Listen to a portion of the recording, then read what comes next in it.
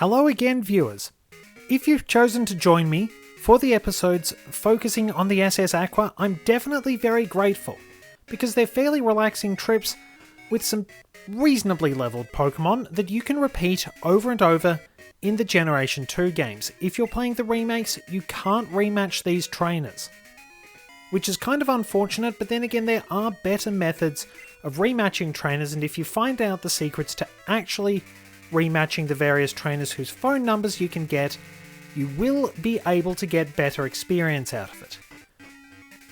Anyway, here is our first pair of opponents. Travelling over to Kanto.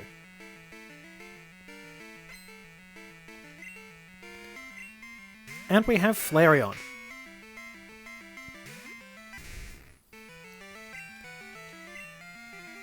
And again we'll dish out some damage with Earthquake. It would have to be a pretty impressive ship to withstand all the Pokemon attacks. One down, next opponent will be Tangela.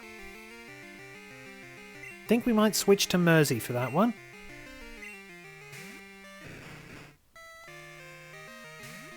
So I'll be getting as much experience as I can before I go away and level grind.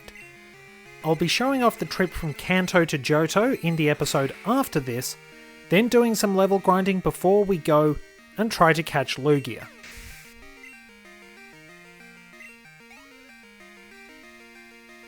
In all fairness, it will be a slightly easier time for Sunny. She'll just have to watch out for Aeroblast.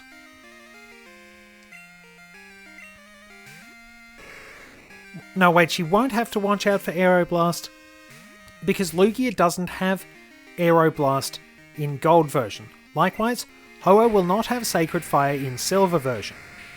However, if you have Pokemon Stadium, you can actually get Pokemon to learn moves they've forgotten.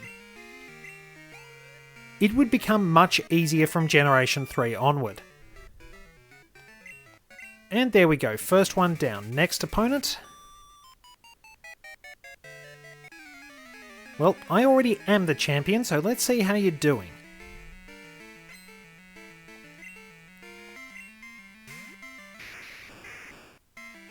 Decent enough Pokemon Electrode.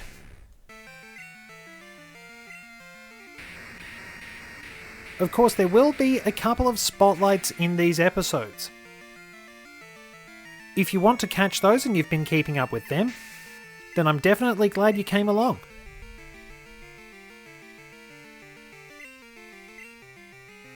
And let's see, I think I can take Starmie.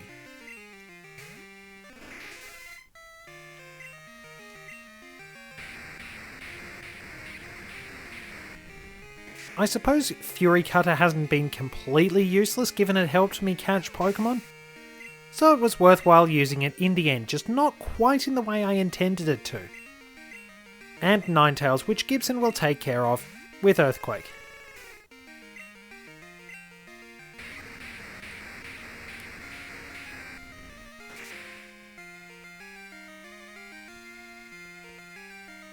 And there we go, he'll level up too.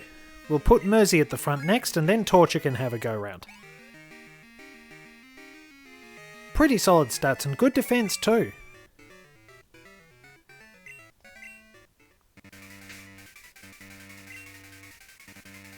Alright, Mersey has the Amulet Coin, but I'm not worrying about that because we have plenty of money anyway. And there's not much more we'll need to spend it on, maybe a few more Ultra Balls and healing items, and that's about it. No one in this cabin. Over here we will find a gentleman. He mentions he's lost something that's very important, but you can't actually find anything with the item finder. Rather unfortunate because I remember being compelled to help him the first time I played this. He has Persian, which is a pretty good Pokemon and one I can't get playing these games. Since I've had Red and Gold version, I haven't been able to use Meowth. At least not in these games, and there have often been better options. A little unfortunate because I do really like cats. Maybe what he's lost is something intangible. Our cabin's here, as always. Head over to the other side of the ship, and there's no one in here.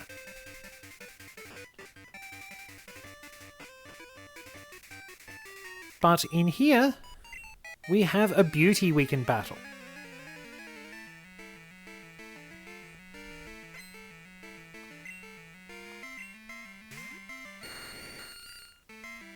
Vileplume shouldn't be a problem, especially not at that level.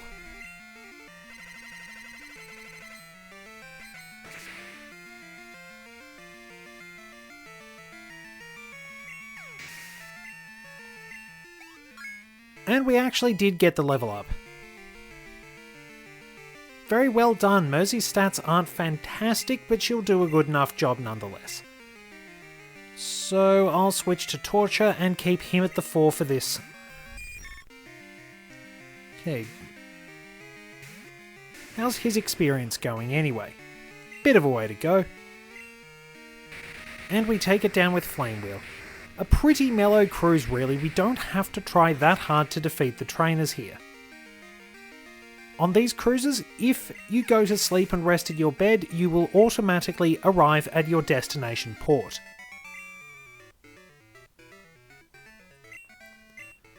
So we will have to leave that unfortunate lady to her woes, which we have compounded by flattening her Pokemon.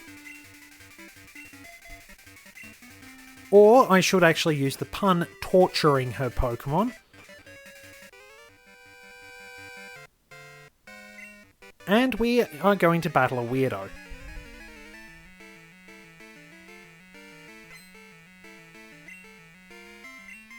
And Drowsy is his first Pokemon.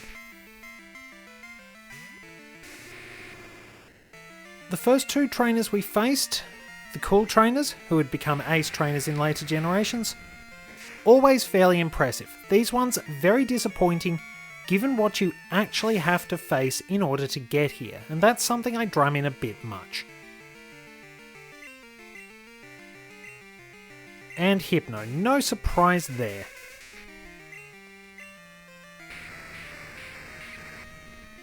It did have a bit of an advantage when it was able to use Zen Headbutt from Generation 4 onwards because it has reasonable physical attack, and it has pretty good special defense as I've mentioned, so it actually did hold on against Torch's Fire Punch. I've got to commend it for that, given he's dropped some pretty strong opponents. I think he's just picking up the Pokegear. But you can pick up Johto's radio apparently. And our next opponent. Mostly I just have Ultra Balls with me, and I wish I had better ones. Our Super Nerd starts out with Magnemite. Not too hard to handle, really.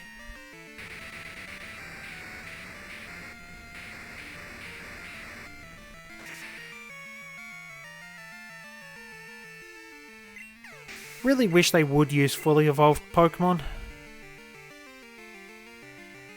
But next up is actually going to be our spotlight Pokemon for today. We focused on coughing and wheezing, so now it's time to focus on muck. Just as coughing and wheezing represent air pollution, Trubbish and Garbodor represent land pollution, so do Grimer and Muck represent water pollution. Their sludge-like bodies are said to be incredibly poisonous and can pretty much kill off any plant life they come across. Nonetheless, if the anime is anything to go by, at the very least Ash's Muck is able to control how much poison its body puts out. Muck has plenty of clear-cut strengths and weaknesses. Its HP is excellent, and it has great attack and special defense, contrasting Weezing's physical defense. However, Muck is very slow, and it's not quite as durable on the physical side. Nonetheless, Muck will be very dependable if trained well, and it can patch up its defense with acid armor. A regular Muck can face competition from other poison types out there, but its Alolan form is incredibly handy, becoming a poison dark type, wide variety of moves available to it, and the ability to actually clean up the environment. While Muck is said to be incredibly dangerous, it is nonetheless a pretty handy ally. If trained well, it can be a great special wall, which is something not commonly seen. Give it a try, and you should be able to soak up most attacks and poison opponents with some pretty strong moves. And it's also time to take it down. Will it hold on against a Fire Punch? Mark has pretty good special defense and HP, as you've seen. Yep, just held on like Hypno did.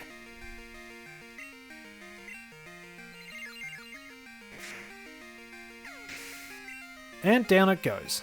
Torture is very close to leveling up. I think the next Pokemon ought to do it.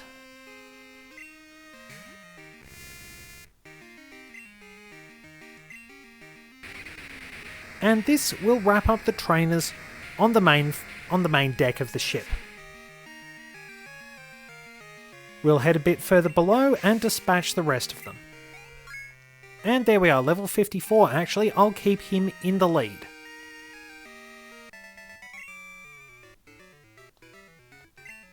I probably should actually give some experience to Sunny, and what does Wilton want? Alright, so he wants a rematch. I'll give him that rematch after we've got off the ship. I'll have to fly back.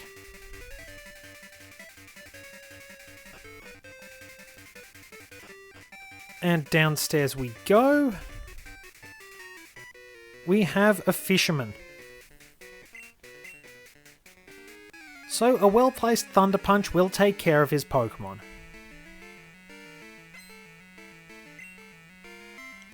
Now, in later generations, I think Generation 3 at least, there is a Fisherman Jonah who has a Whalmer, appropriately enough.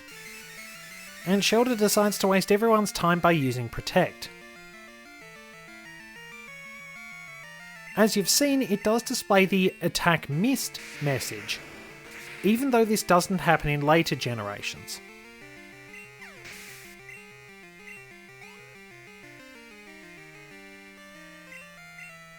And Octillery, his other Pokemon are Remoraid and Cloyster. This was where I originally wanted to put Cloyster Spotlight when I did some early recordings, but unfortunately we lost those.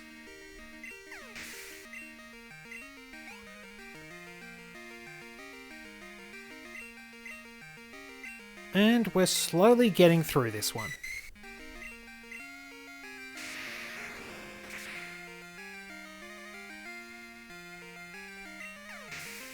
Pretty much knocking everything out in one and taking our time about it.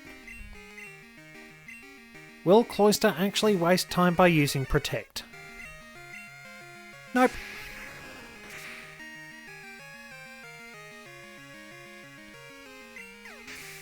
And there we go, another opponent dispatched. We'll have a quick look around, see if there are any other opponents down there. Well, yeah, you're certainly not bored. No one else in here.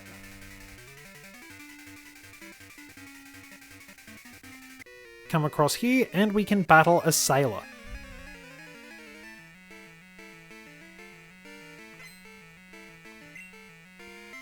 And his Pokemon is Kingler, which is a pretty good opponent in all fairness.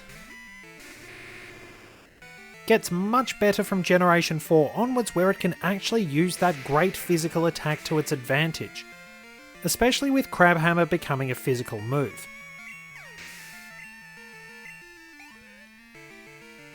But unfortunately, special defense isn't great and he's no match for Torture. And we have one more opponent down here who is a Black Belt. It doesn't matter how strong your legs are, everybody's going to crack under Torture eventually. Really is about time I milked that pun. I've been pretty good about those, even though I do like a good bit of wordplay as my humour. I probably didn't really want to risk anything after the scenic pun. That one was lame, but it was part of the reason why I decided to do this. Simply so I could make a crummy joke.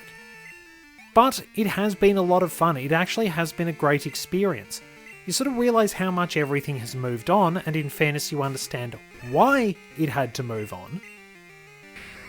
But it's interesting seeing the building blocks. You can sort of see everything is there, just waiting to be honed and refined. It's already built on the pretty good games that were Red, Blue and Yellow. even if they did have their fair share of fancy glitches, you weren't really going to find a lot of them unless you went out of your way. These games polished so much, sharpening the artwork, making the battle system a bit more balanced, types were sometimes better balanced, stats were fairer, and overall, you had some great technological advancements which could be built on in future generations. Ruby and Sapphire and Diamond and Pearl were big technological advancements, not always advancements on gameplay at times, especially since a lot of people were left confused by Ruby and Sapphire seeming more like a reboot, and Diamond and Pearl, while technically brilliant, had really horrible pacing for gameplay and some very poor choices in terms of available Pokemon. You can't deny that Platinum is the best example, but you'd essentially have to remake Platinum if you wanted to remake the Sinnoh games. These games do hold a very important place in the Pokemon franchise. It's really where everything came together, to be honest, and I'm always going to enjoy these. So, we've seen the trip over from Johto to Kanto. I will meet you back on Route 44 so we can smack Fisher Wilton's team around for bothering us. Alright, here we are. Once again heading out on Route 44 to battle Wilton. Has his team got much stronger since we last encountered him? Only one way to find out, and that's by having Torture knock him around a bit.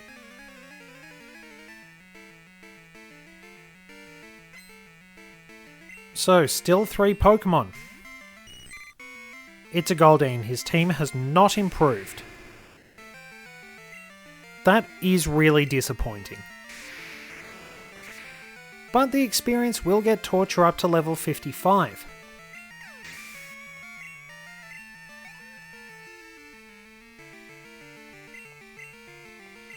And at least there's a Seaking.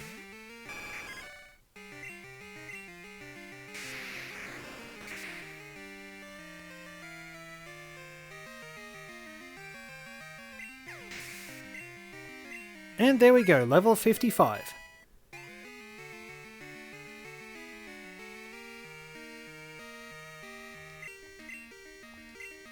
One more and we are done with everything for today.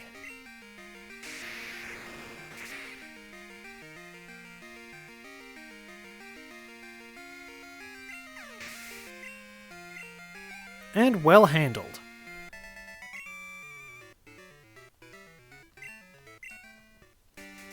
Alright, so that wraps things up. If you're going to be following the next episode, the boat trip from Kanto back to Johto, I'll see you in Vermilion City. If you just decide you're going to skip that one, then I will see you in Olivine City, ready to head... Actually, no, it should be Cianwood City because that's a bit closer. Ready to head out to the Whirl Islands. I'll make sure I know what I'm doing and where I'm going to find Lugia. Then we can scavenge around for items. Thank you very much for joining me, and I'll see you in the next installment of this scenic tour across 2 beautiful regions.